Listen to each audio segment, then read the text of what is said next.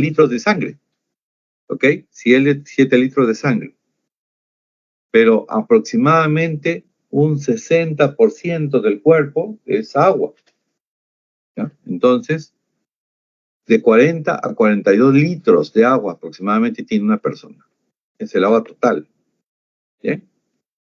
El agua total es igual al fluido, 67% de esto es que más o menos 28 litros están en el fluido intracelular, ¿ya? 28 litros aproximadamente. Seguimos con un peso aproximado de 60 kilos, ¿verdad? Luego tenemos el fluido intersticial y el plasma, ¿ya? Todo lo que es el extracelular es el fluido intersticial más el plasma.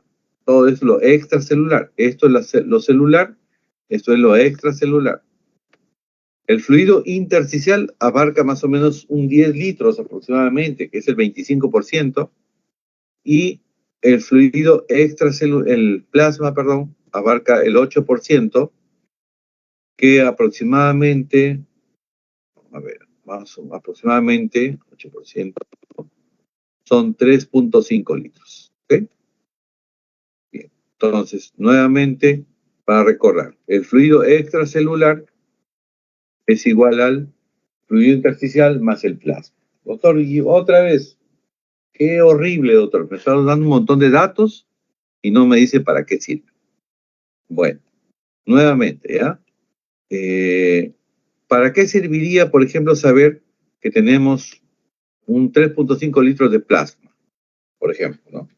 Si llega un paciente, por ejemplo, un paciente con la enfermedad del cólera, ¿no? Un paciente con cólera, que tiene unas diarreas aproximadamente de 2 litros, diarreas de 2 litros, ¿ok?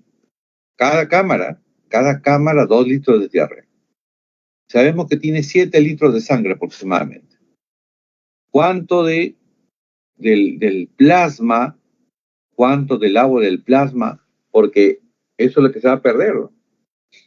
Parte del fluido, del líquido intracelular, el fluido intersticial también se moviliza, el plasma también el líquido del plasma también se moviliza. Entonces, un paciente con 2 cámaras diarreicas se choca, ya está chocado. Un paciente con cólera, 2 cámaras diarreicas está chocado por la cantidad de agua que está perdiendo. O, por ejemplo, cómo yo rehidrato a una persona. ¿Cuánto de pérdida tiene diario? ¿Cuánta pérdida de agua tiene diario? ¿Cuánto es lo máximo que el cuerpo puede concentrar la orina? Medio litro. Es lo máximo que el cuerpo concentra la orina, medio litro. Entonces, en un paciente, por ejemplo, que tiene diabetes insípida, se ha reportado que pueden orinar 10 litros al día, imagínense. Diabetes insípida, o sea, un daño a nivel entre la hipófisis y el hipotálamo, donde la hormona antidiurética no actúa, digamos, ¿no? Entonces es la diabetes insípida. Miren la cantidad de 3 ejemplos que le acabo de poner para lo que sirve este cuadrito que aparentemente no sirve para nada, ¿no? Bien. Vamos a ponernos un poquito más exquisitos, ¿ya? Tenemos acá el plasma, líquido intersticial y la célula. ¿Por qué más exquisitos? Porque ahora vamos a ver los electrolitos. Los electrolitos. Tenemos el sodio, por ejemplo. El sodio en el plasma, 152.000 equivalentes. El sodio en la célula, 14.000 equivalentes. ¿Mm? El potasio en el plasma, 5.000 equivalentes. El potasio dentro de la célula, 157.000 equivalentes. O sea, doctor, ¿qué pasó acá? ¿Por qué tanta diferencia, no? Miren, el potasio extracelular, potasio intracelular. Sodio extracelular, sodio intracelular. ¿Por qué? ¿Por qué ocurre esto? Y la pregunta sería, más bien, ¿qué pasaría si yo tengo un paciente donde encuentro hiperpotasemia? Un paciente, por ejemplo, que viene con dolor abdominal y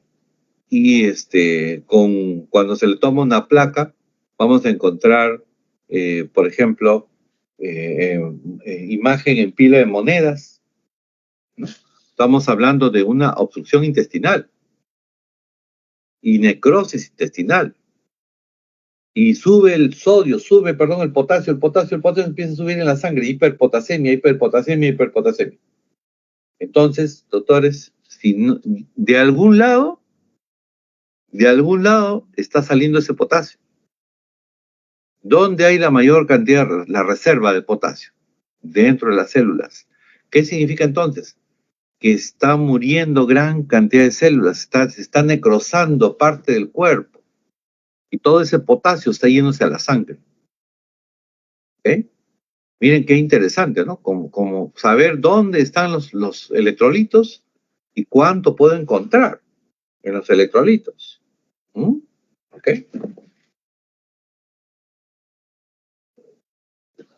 Ok.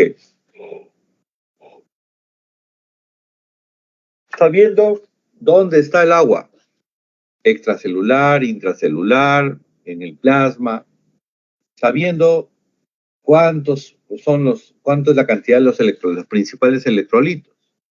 Ahora vamos a hablar sobre las funciones del riñón. ¿Ya? Entonces, ¿cuál sería la función del riñón? Regulación del equilibrio del agua y electrolitos, excreción de productos metabólicos, excreción de sustancias químicas exógenas, regulación de la presión, regulación de la eritropoiesis, activación de la vitamina D y gluconeogénesis. ¿Ok? A ver, doctora Ayala, ¿no? ¿Ayala? Doctora Ayala. Sí, doctor. A ver, ¿cuáles son las funciones del riñón, de los riñones, doctora? La regulación del equilibrio del agua y los electrolitos, la excreción de los productos metabólicos, la regulación de la eritropoiesis, la regulación de la presión arterial y la gluconeogénesis, ¿no? Ajá. Entonces, mira, si esa es la función del riñón, ¿qué pasaría con alguien que tiene el riñón dañado? Una insuficiencia renal crónica terminal. Mira, insuficiencia renal crónica terminal. Ok, regula la presión arterial. Las personas con insuficiencia renal crónica terminal tienen hipertensión, porque ya no se puede regular la presión arterial. ¿Listo? Hipertensión. Las personas con insuficiencia renal crónica terminal tienen anemia. ¿Por qué? Porque el riñón produce eritropoyetina. El 90% de la eritropoyetina del cuerpo la produce el riñón. Por lo tanto, anemia. Y las personas con IRCT, insuficiencia renal crónica terminal, tienen también osteoporosis. ¿Por qué? Porque el riñón activa vitamina D, de 2 a D3, es decir, la vitamina de la 1,25 dihidroxicólicalciferol, que es la funcional.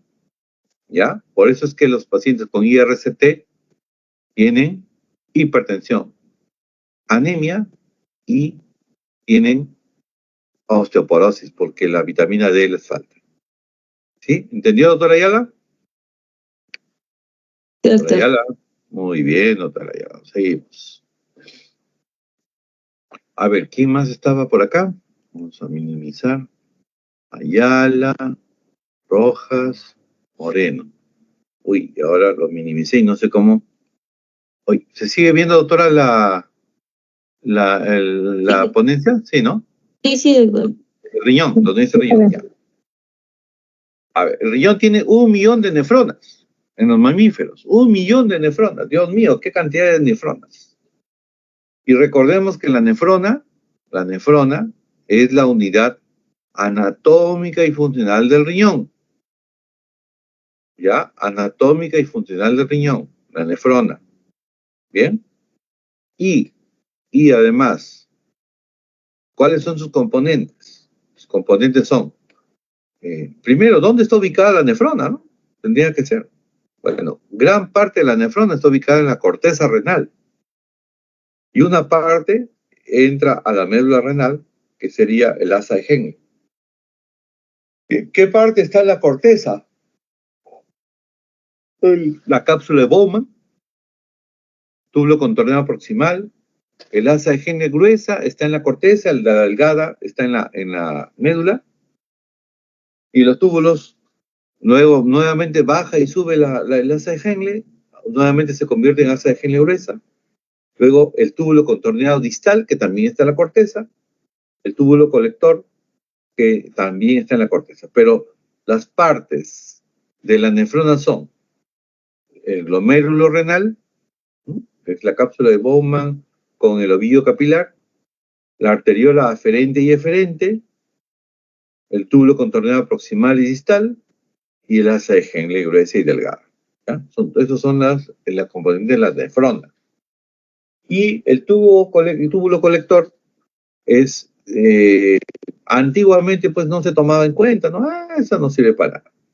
Pero después nos dimos cuenta de que cuando apareció la inmunistoquímica, nos dimos cuenta que sí servía para algo. Cuando encontramos que la hormona antidiurética, ahí tenía unos receptores para la hormona antidiurética.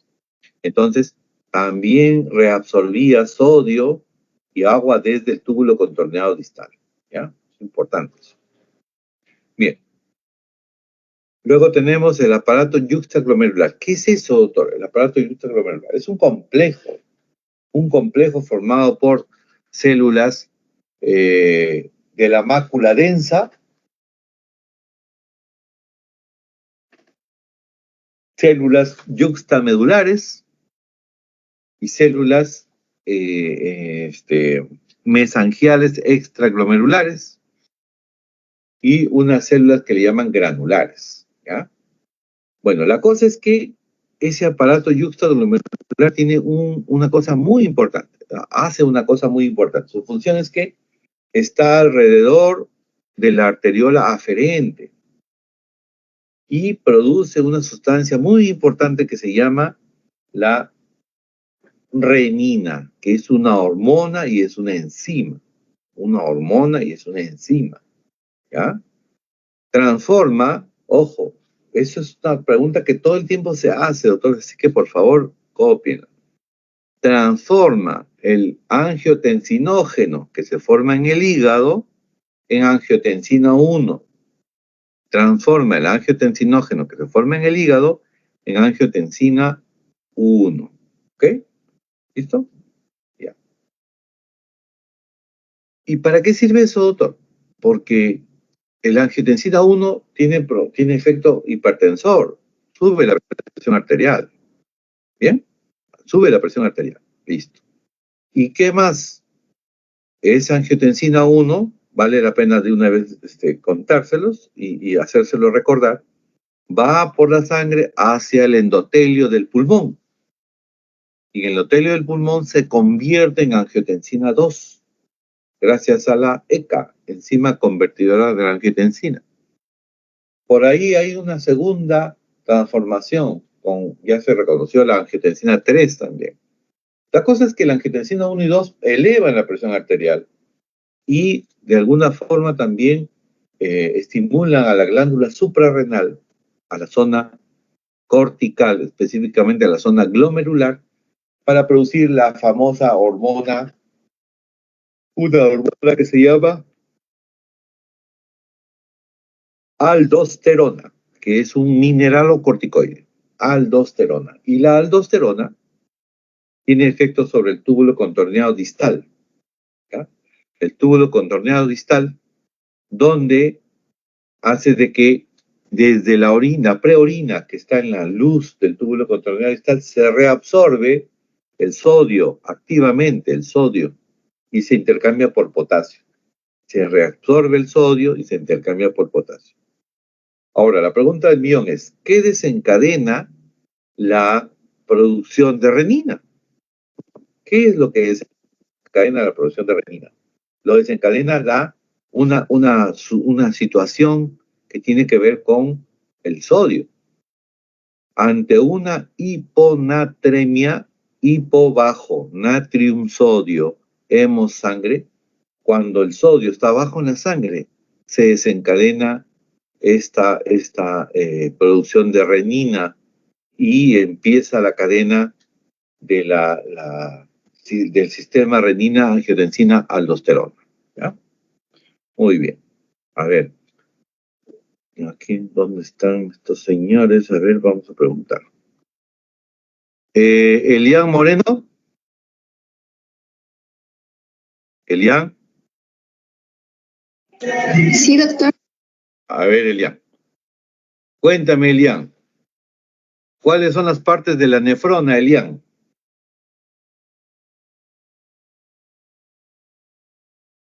Elian Moreno. Oye, ¿verdad? Tenía que grabar esta cosa. ¿Cómo se graba esta cosa? No sé cómo se graba. Ya está grabando, doctor. ¿Sí está grabándose? Ah, ya. Está grabando, Sí. está en un poquito rojo. Elian Moreno, las partes de la nefrona, Elian Moreno. Pregunta Mi doctor, sería Dime. el glomérulo, también el...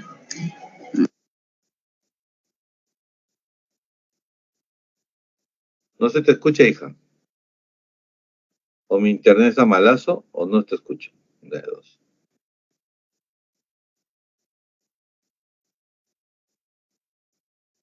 No se te escucha. Bueno. A ver, ¿quién más está por ahí? A ver. Naela de la Cruz, ¿me escuchas? Naela. Sí, doctor. Sí, doctor. A ver, las partes de la neurona, ¿se acuerdan, Naela? Sí, era el glomérulo, el túbulo distal, el túbulo proximal, el asa Henle. ¿No? Yo he mencionado dos estructuras más.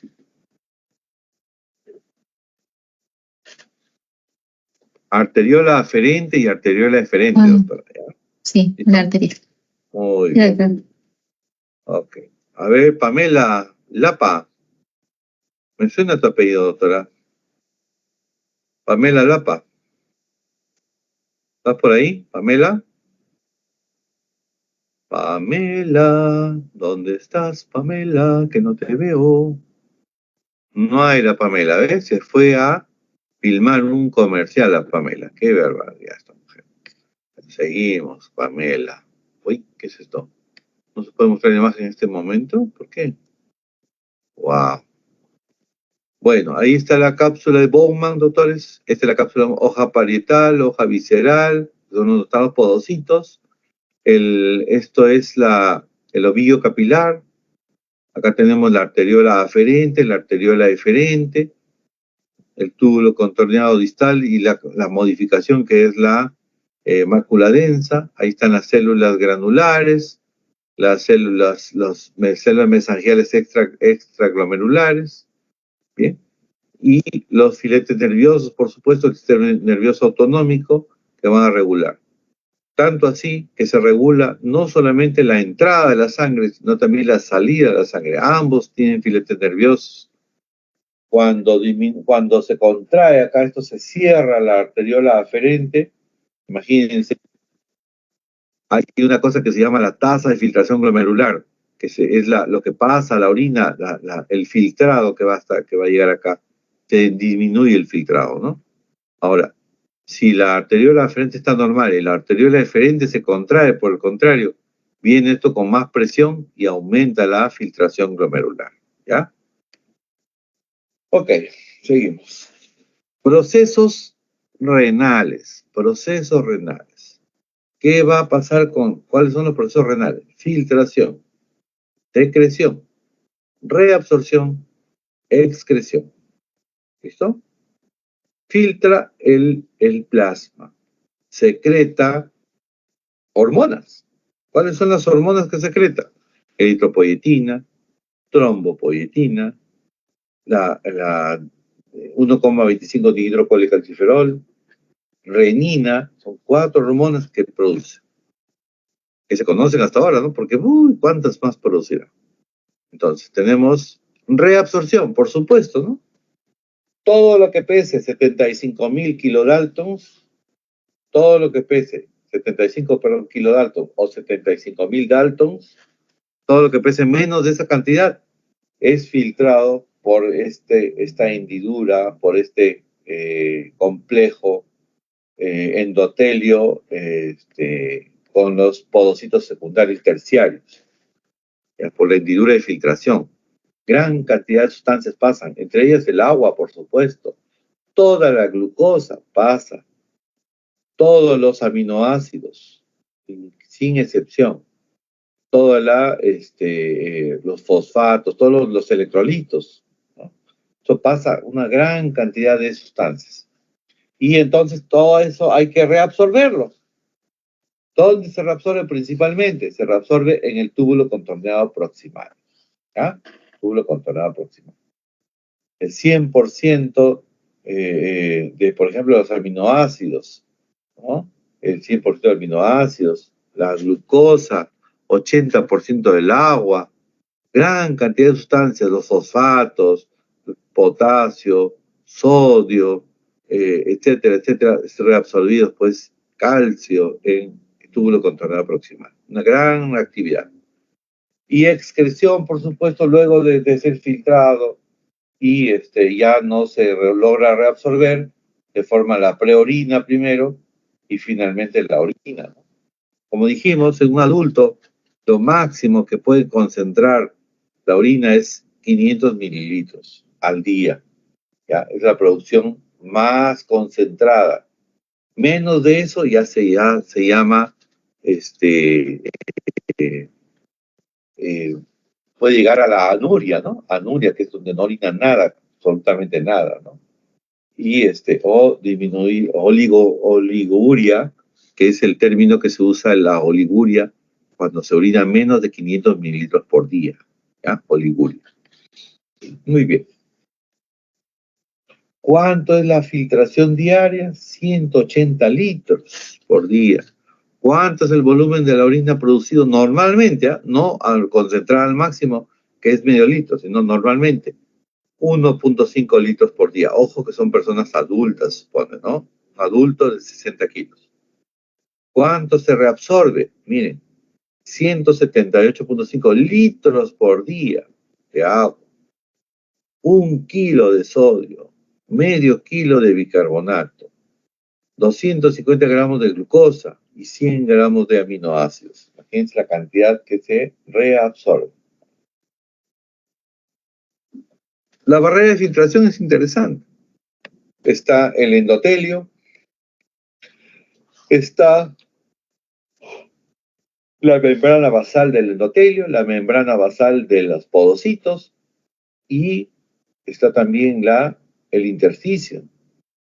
Y por más abajo, en los amarillos, están pues los podocitos primarios, secundarios, terciarios, que todo esto forma esta barrera de filtración, esta hendidura de filtración básicamente, ¿no? Que estaría a este nivel. Entonces, las moléculas que pasan, recuerden, pesan 75 kilodaltons o menos, ¿bien? Ahí está una foto de microscopía electrónica, miren qué bonito, barrido, ¿no? Por supuesto. Factores que determinan la permeabilidad de la barrera de filtración glomerular. ¿No? Tenemos el diámetro de la molécula, la forma de la molécula, la elasticidad y la carga eléctrica. ¿Ok? Doctor. ¿Otra vez? Hola, dime, hija. Doctor, disculpe, para que quede claro, ¿la barrera de filtración glomerular son 3? ¿Endotelio, membrana basal y podocitos o hay algo más? A ver, vamos a ver. Tenemos, a nivel del endotelio, ¿ya? Tenemos unas junturas entre las células endoteliales, ¿ya? Unas junturas, ¿ok? Eso es un componente. El segundo componente es la membrana basal del endotelio. El tercer componente, el intersticio. Cuarto componente, la membrana basal del podocito. componente los piecitos secundarios y terciarios, ¿ya? Pero para abreviar, endotelio, ¿qué más? Membrana basal y el podocito, o sea, los pies secundarios, ¿no? ¿Ok? Esto que de los podocitos se llama hendidura de filtración, ¿ya?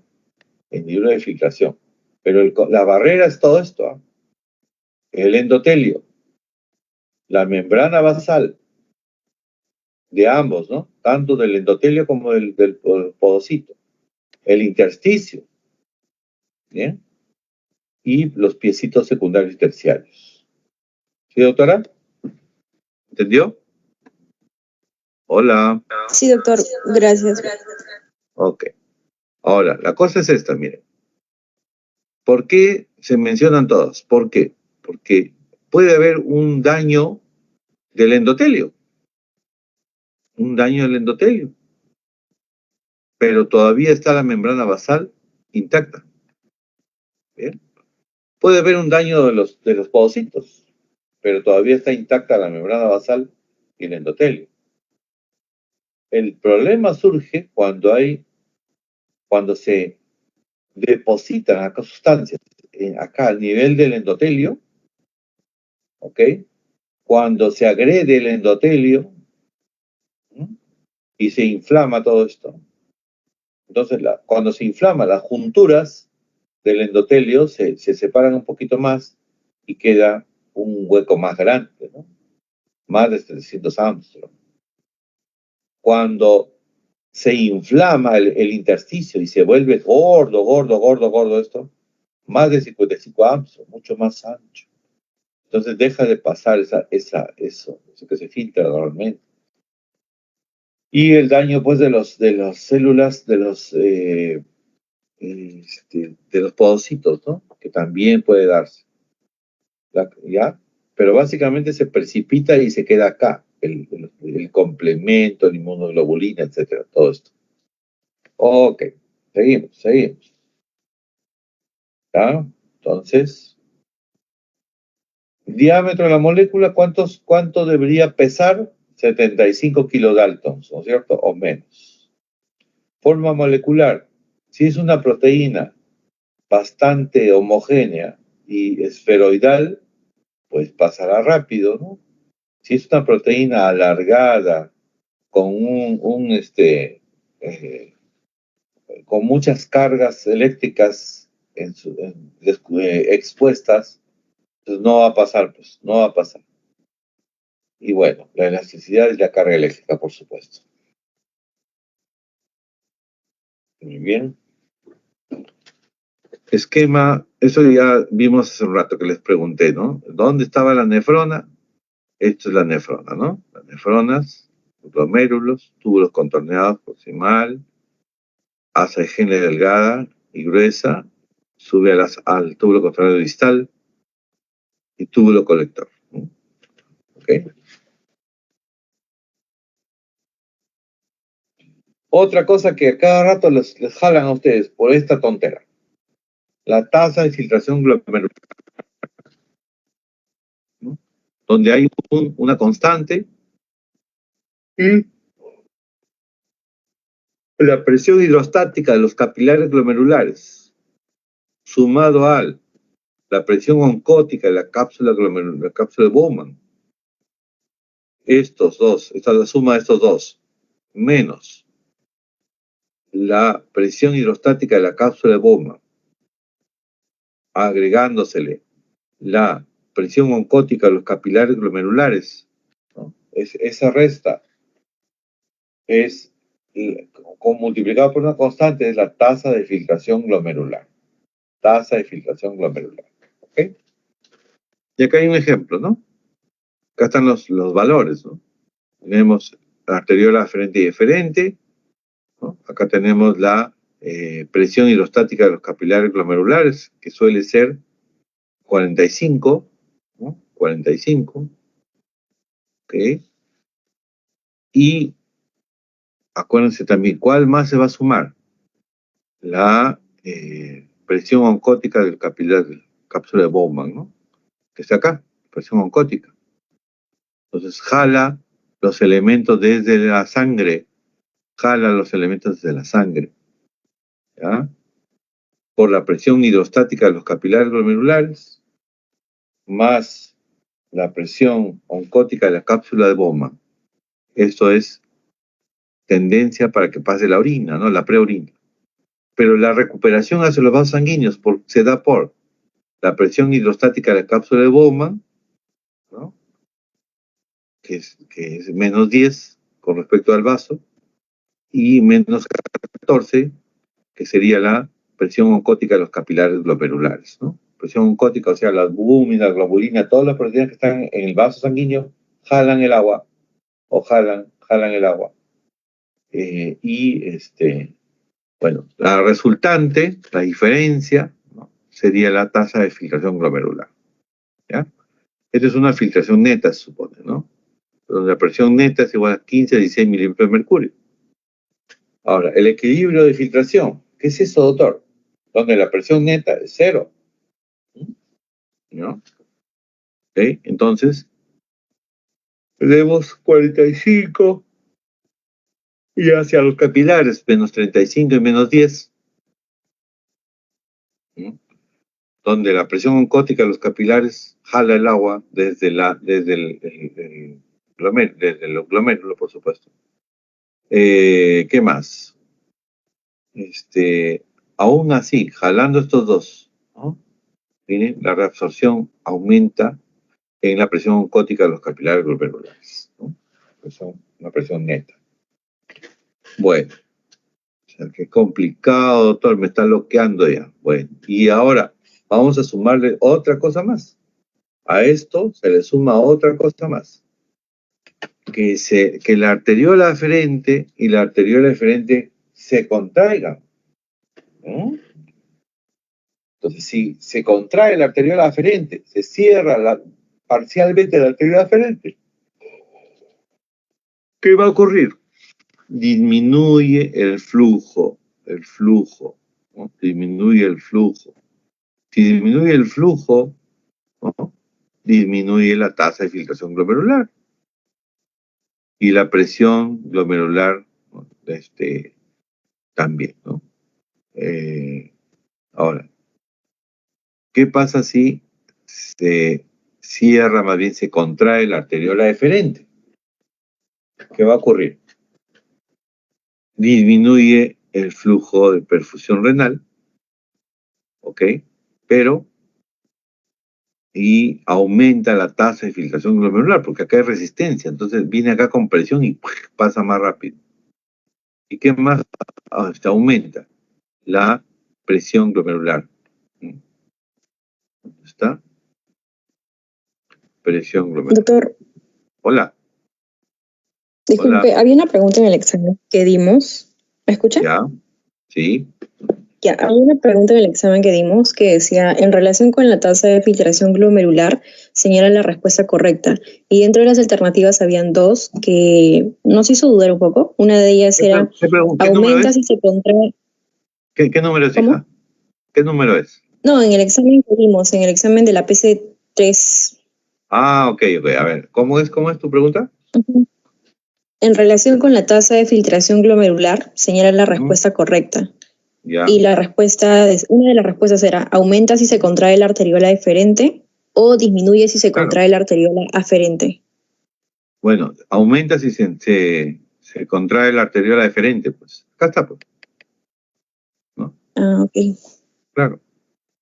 ¿Y la otra que era de la arteriola aferente que decía? Disminuye si se contrae la arteriola aferente. Ah, pero está bien, pues disminuye si se arteriola. Hay dos respuestas buenas ahí. Sí, pues. Ah, ya, pues entonces anda y pégale a tu profesor, caballero nomás. Bueno, ahí está bien claro, ¿eh? Bien clarito está, por si acaso. Y lógico, pues, ¿no? Lógico. Si se cierra la entrada de la arteriola aferente, disminuye pues la tasa de filtración glomerular, ¿no? Lógico, ¿no? Y si se cierra la salida de la arteriola, del glomérulo, ¿qué va a pasar? tensa ahí, hay una éstasis de sangre, ¿no es cierto?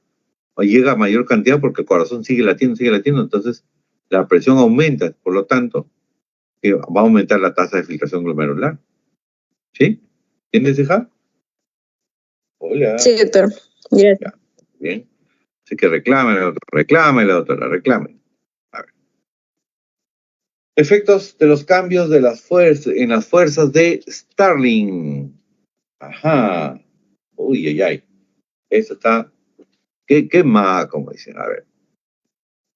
Tenemos. ¿Hasta qué hora estamos, doctora? Porque si no me emociono acá y me pongo a hablar y nunca acabo. ¿Hasta qué hora estamos? Hasta Hasta las las 11:15. 15. Ya, entonces nos faltan 20 minutos.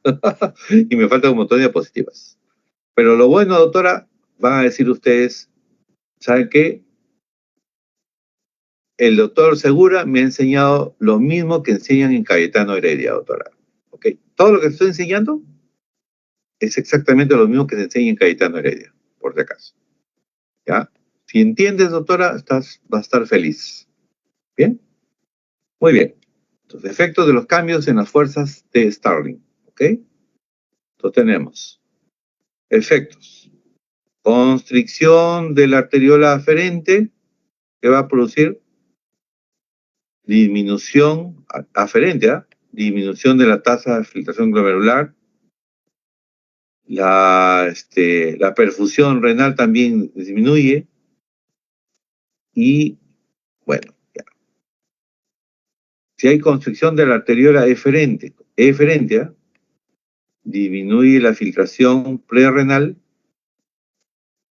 aumenta la tasa de filtración glomerular. ¿Ya? Y la diferencia de ambos, ¿no?, aumenta. 3. Si aumenta el aumento de la presión parcial en el plasma, ¿ya? Aumenta la presión parcial en el plasma. ¿Qué va a ocurrir?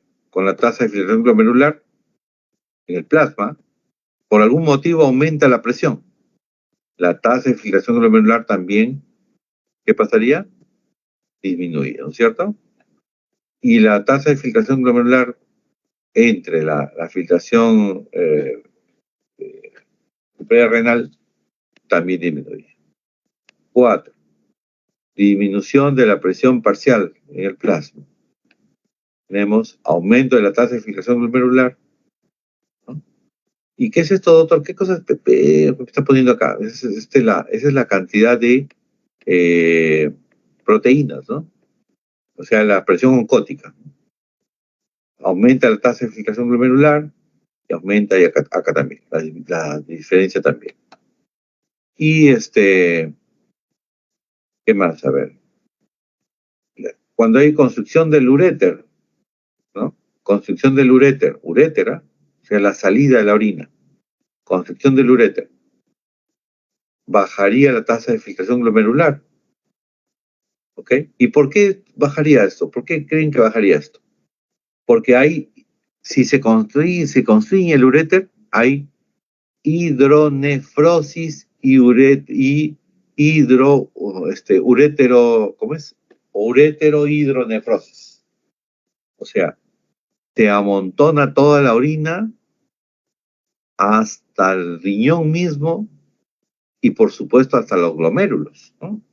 Todo se llena de orina, empieza a hincharse, a dilatarse, se llena de orina. Entonces, no se evacúa la orina. Al no evacuarse la orina, ¿cuál aumentaría? Esto, ¿no? La resistencia. La presión oncótica de la cápsula de Bowman aumentaría, y aumentaría la resistencia, la presión hidrostática de la cápsula de Bowman, aumentaría también la presión oncótica de los capilares glomerulares. Todo esto aumentaría, entonces regresa prácticamente el líquido hacia los vasos sanguíneos, por éstasis, ¿no? Por éstasis, ¿ya? Entonces, eso es cuando hay una hidronefrosis o una ureterohidronefrosis, ¿ya? Constricción del uréter. ¿Cómo, doctor, va a haber constricción del uréter? Pues puede haber un cálculo renal ahí impactado y luego se atresia, ¿no? Se atresia eso, se constriñe el uréter, Bien. A ver. Autorregulación. Bueno, ya. Esto es... a ver. Pues esto es un cuadro que no se usa mucho, así que no hay problema. Control hemodinámico intrarrenal. Ojo, control hemodinámico intrarrenal. ¿Cómo es eso, doctor? El riñón la dinámica de los fluidos en el riñón se altera. Claro que sí, pues, ¿no?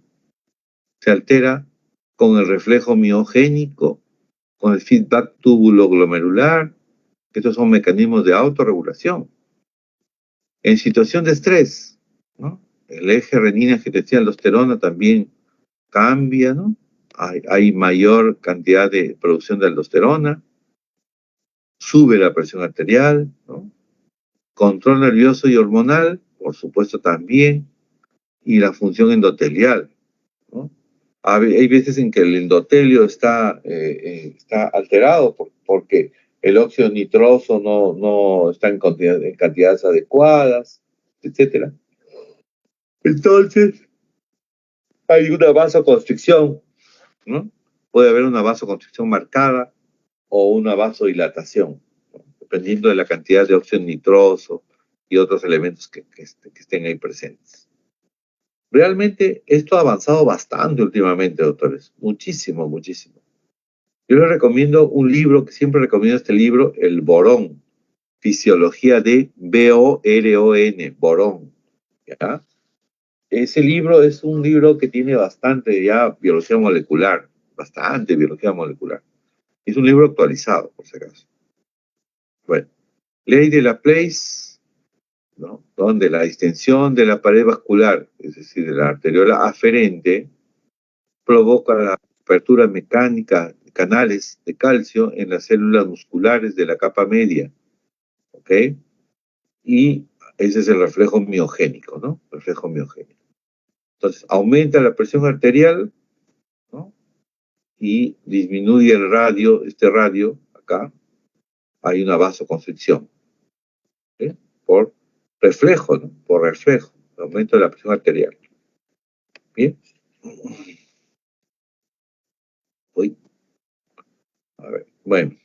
Esta es la nefrona, miren, para que vean en esquema. Dice, si disminuye la tasa de filtración glomerular, ¿no? Disminuye el flujo tubular de agua y cloruro de sodio, ¿ya? Sensor de la mácula densa y envío del mediador vasodilatador, prostaglandina I2, óxido nitroso, a la arteriola aferente, más la liberación de renina y vasoconstricción eferente. Bien. Tasa glomerular, ¿no? Bien. Vasoconstrictores renales,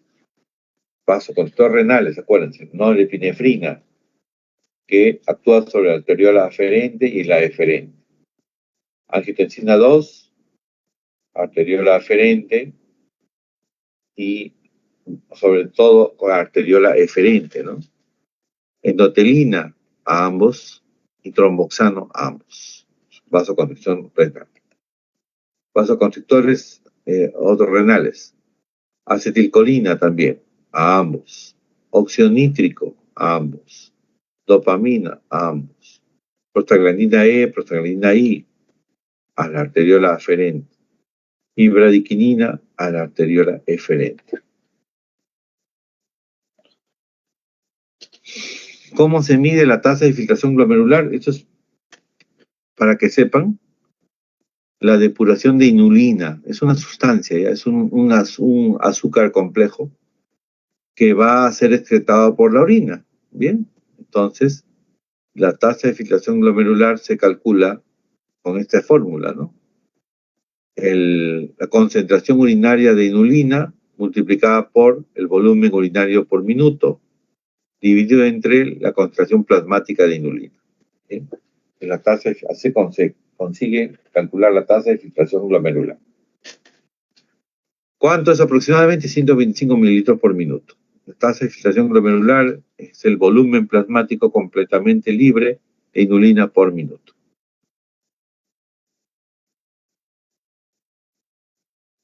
Medida de la tasa de reabsorción. ¿Cómo se mide? Tasa de reabsorción en miligramos por minuto, es la tasa de filtración glomerular multiplicado por, a ver, ¿dónde está? Okay. A ver, vamos a ver. X. Bueno. X. Esta es la fórmula de el filtrado es igual a lo reabsorbido más lo excretado, ¿no? El filtrado. La cantidad que entra a los túbulos y la cantidad que sale de los túbulos. ¿Bien? ¿Qué más? Medida la tasa de filtración glomerular. Ya vimos esto con inulina. Medida la tasa de filtración, ya vimos. Medida de transporte tubular. Bueno, ya, eso son otras fórmulas. Ya. Medida de la tasa de reabsorción. Acá están ok, acá.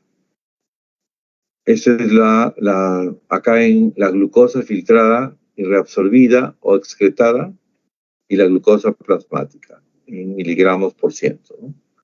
Tenemos curva de titulación de la glucosa, esto es lo filtrado, lo excretado y lo reabsorbido. ¿Okay? Acá está el umbral y el despliegue que se da en esta zona. Muy bien, ¿qué más? Medida de la tasa de secreción, también, ¿no? Hay fórmulas para calcular diferentes eventos. Filtración de la inulina en 24 horas, ¿no? Entonces hay 720 miligramos de inulina, en plasma 4 miligramos por litro, 1 litro de plasma es igual a 4 miligramos, y bueno, entonces la X es 720 miligramos y 180 litros por día en el plasma, quedan libres de 720 miligramos de inulina. ¿Bien? Y reabsorción de fosfato en 24 horas también, esa es otra forma de recuperarlo. Tenemos tasa de reabsorción, es de 140 milimoles por día, ¿no? Milimoles por día. Reabsorción de fosfato en 24 horas. Medida el flujo plasmático renal, también, ¿no? Es mediante una sustancia que no sea sintetizada ni metabolizada y que sea eliminada totalmente en una pasada por el riñón. Por ejemplo, el ácido paraminohipúrico, ¿no? O el hipurato, ¿no? Ácido paraminohipúrico. Bien. A ver, ¿qué más? Por si acaso, para que sepan, el ácido paraminohipúrico se excreta por el túbulo contorneado proximal, ¿no? A ver. Medida el flujo plasmático renal, bueno, ya hemos visto. Medir el flujo sanguíneo renal, depuración de agua. Okay, depuración de agua. Todas son Doctor, fórmulas. disculpe. Hola, Sí, dime. en una diapositiva que está en el documento que nos pasó, habla de las funciones Ya. del túbulo contorneado proximal. No sé si lo puede ir, porque creo que lo demás de ahí son puras fórmulas. Ajá, más abajo. Sí, más abajo, porque eso ya lo vemos en práctica, pero más Ya. abajito está lo del Esta es la túbulo. fórmula para la depuración de creatinina, no se olviden, doctores, ¿ya? Valores normales de 0.8 a 2 miligramos por decilitro. Sobre todo, grábense esto, los valores normales, doctores, ¿ya? Valores normales. Eso les toman el examen a cada rato. Filtración, fracción de filtración. Bien. ¿Esto de acá, doctora? El No. siguiente, el siguiente. Ese. Función del túbulo contorneado proximal. ¿Esa? Sí, sí, sí. Ya, bueno. Esto de acá es bien útil para ustedes. ¿Por qué? A ver. Como les decía, el túbulo contorneado proximal reabsorbe el 100% de la glucosa y aminoácidos. Todo. Y ahorita hay un tratamiento donde se bloquea el receptor o el transportador de la glucosa, ¿ya? El retransportador de glucosa, el GLT 1, 2 y 3, sobre todo el 3, ¿no? El 3. donde por medio de un target, o sea, se bloquea este receptor, y en el túbulo contrario proximal ya no se reabsorbe pues el 100% de la glucosa, sino mucho menos, ¿no? Entonces ese es el nuevo tratamiento de la diabetes, ¿ah? Donde se perdería definitivamente la glucosa a través del riñón, y ya no aumentaría en cantidades bárbaras pues en la sangre, ¿no? Ya no habría hiperglicemia. Después, aminoácidos, ¿no? 85 al 90% bueno, ya, 85 al 90% del ácido carbónico, ¿no? O el bicarbonato, perdón. Ácido úrico. ¿Y albúmina? ¿Qué dicen ustedes, doctores? ¿Albúmina? ¿Se recuperaría la albúmina o no? Doctora, ¿qué dice usted? ¿Hay pérdida de albúmina por orina? No, porque sería algo ya patológico si encontramos proteínas en orina. Claro que sí, así es. Acá, por ejemplo, hay un error, ¿cierto? Pero hay trazas de orina, doctora, perdón, de albúmina. Trazas de albúmina en forma normal, doctora. Entonces también se recupera trazas de albúmina, ¿no? Trazas de albúmina. No debería llegar. 40-80% del agua, sodio, potasio, calcio, magnesio, urea. ¿Sí?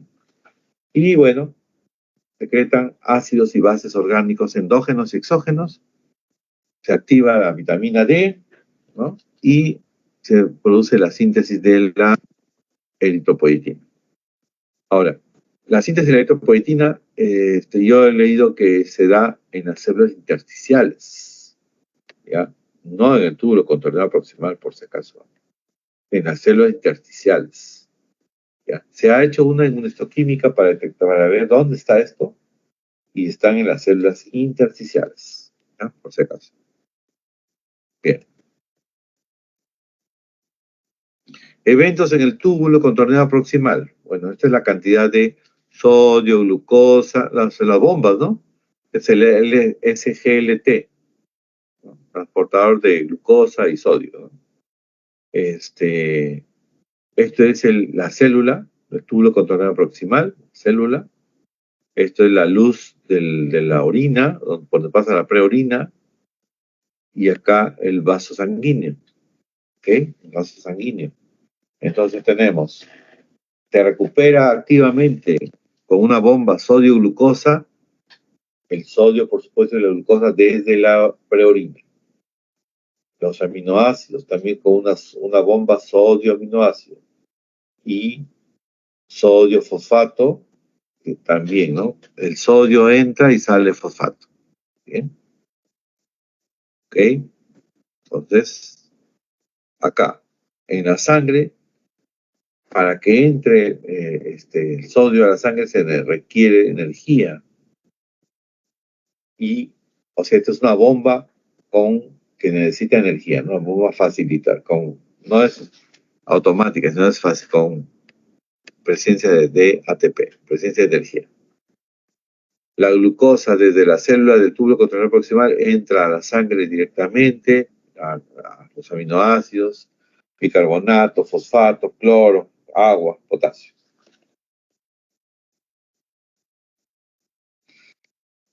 En cuanto a la reabsorción tubular de sodio y cloro, ¿no? A ver, tenemos un túbulo contorneado proximal 50% de sodio y cloro, en el distal 3%, el colector mayor al 1%, hace en el 45%. En el potasio, 50% en el proximal, más del 5% en el colector, hace genle gruesa, 40%.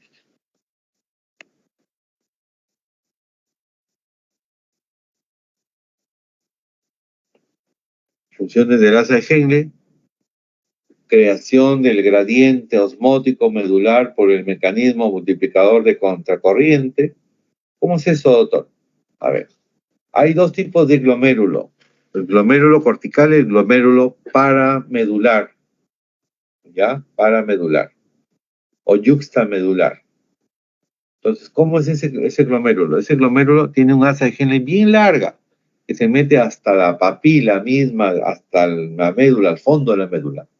Y lo curioso es que ese intersticio del fondo de la médula está muy salado, completamente salado. Tiene 4 veces más la cantidad de sodio acumulado ahí, ¿ya? Saladazo.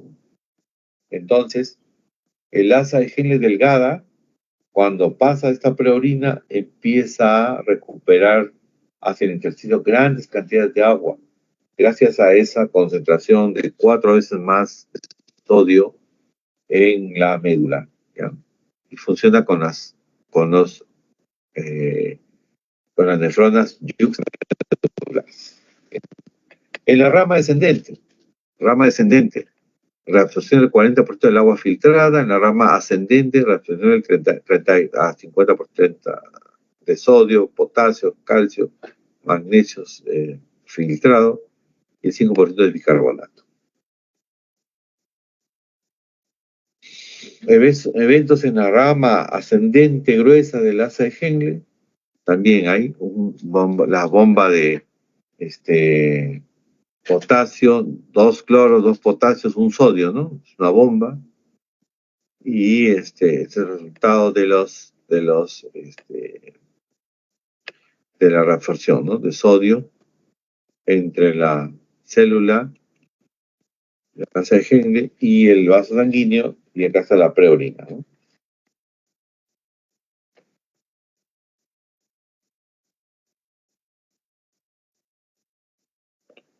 Ok. ¿Hasta qué hora estamos, doctora? 11:20, 11:15, doctora. Doctora. 11:15.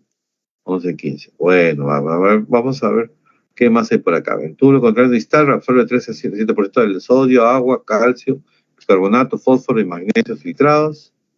Y en la porción final se produce parte de la regulación final de la excreción de potasio y la acidificación de la orina por secreción del hidrógeno, ¿no? O sea, hay una acidificación ahí por pérdida o por eliminación del protones. Y regulada por aldosterona, por supuesto, para reabsorción del sodio y parte del control final de la excreción de agua. Algo que no está en todos los libros. El túbulo contrario proximal también elimina, por ahí se excreta el proximal, ¿eh? Los metabolitos de las penicilinas, el ácido paraminipúrico. ¿Ya? Muy bien, ok. Seguimos. Eventos en el túbulo contrario distal. Bueno, ahí está la cantidad de... El túbulo colector, que es muy importante últimamente. Reabsorción del 5% de bicarbonato y 1% de sodio. Se produce la regulación final de la excreción de potasio y la acidificación de la orina por secreción de protones. También está regulado por la aldosterona y la control final de la excreción de agua regulada por la hormona antidiurética. Cargas filtradas diarias. Miren la cantidad de cargas filtradas. Gasto cardíaco respecto al peso del órgano. Y la amortiguación, básicamente, ¿qué es? Son los principios de... Pues la amortiguación es una mezcla de un ácido débil con su base conjugada. ¿Sí? O sea, estamos hablando del ácido carbónico y bicarbonato, por ejemplo, ¿no? Estamos hablando de las proteínas, que son también buffers, ¿no? Los fosfatos también son buffers. Una solución amortiguadora resiste cambios del potencial de hidrogeniones, ¿no? O sea, hace de que se mantenga más o menos el bicarbonato, es muy importante, mantiene dentro de los niveles normales, pues el pH. Acá hay una ecuación que deben aprender, ecuación de Henderson-Hasselbalch, y que tiene que ver con el potencial de hidrogeniones y un logaritmo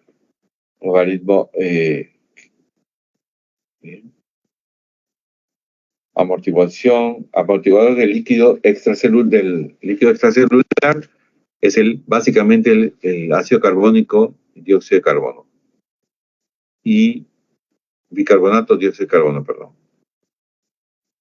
Amortiguador del líquido intracelular básicamente incluyen el ATP, o sea, adenosin trifosfato, adenosin difosfato, adenosin monofosfato, la glucosa 1-fosfato y la 2,3-difosfatoglicerato, ¿no? Que mantienen un pK de 6 a 7.5. Y proteínas intracelulares también sirven como amortiguadores o buffers, ¿no es cierto? Por su abundante contenido en grupos COH, ¿no? A ver.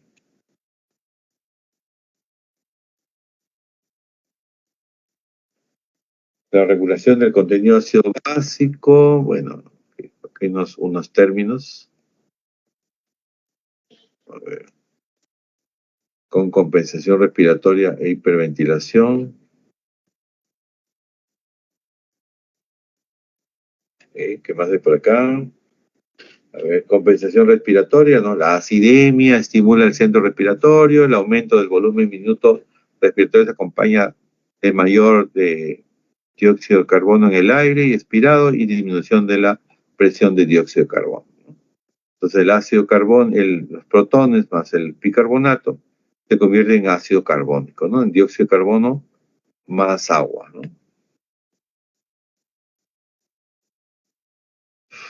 El control de la osmolaridad del volumen corporal tiene que ver con la hormona antidiurética, ¿no?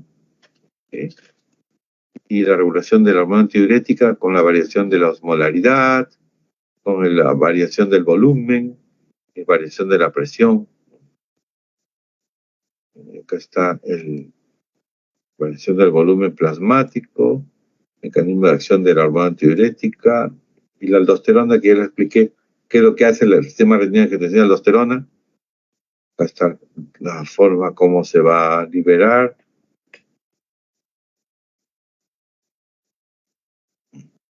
Controla la liberación de la renina por la parte glomerular, tiene que ver con la hiponatremia, ¿no es cierto? Este es para que recuerden, acá en el intracelular y extracelular, mecanismo de retención del sodio por la aldosterona.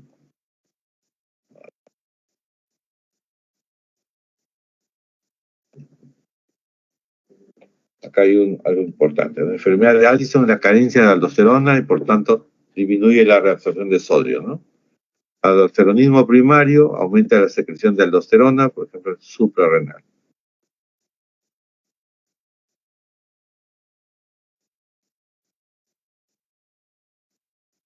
¿Qué más hay por acá? Y la micción tiene que ver con la parte, en la parte baja de la vejiga, el esfínter uretral interno, el músculo liso, la vejiga relajada, esfínter cerrado, vejiga contraída, esfínter abierto. Y bueno, las vías nerviosas que deben saberlas siempre, ¿no? La micción es un reflejo espinal que puede someterse a órdenes de centros cerebrales superiores por el nervio pudendo, ¿no? Hay receptores de estiramiento, neuronas aferentes adrenérgicas. En la médula está gobernada por la lumbar 2, el reflejo de la micción por sacra 2 y 3, y neuronas eferentes parasimpáticas contraen la vejiga, y las neuronas somático-motoras relajan la vejiga.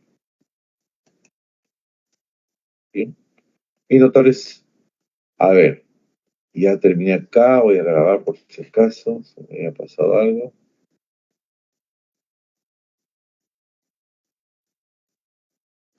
Ya, a ver. No quiere cerrar. Y doctores, vamos a tomar una fotito más, a ver. Ahí está la fotito. Y espero que les haya gustado, doctores. Miren,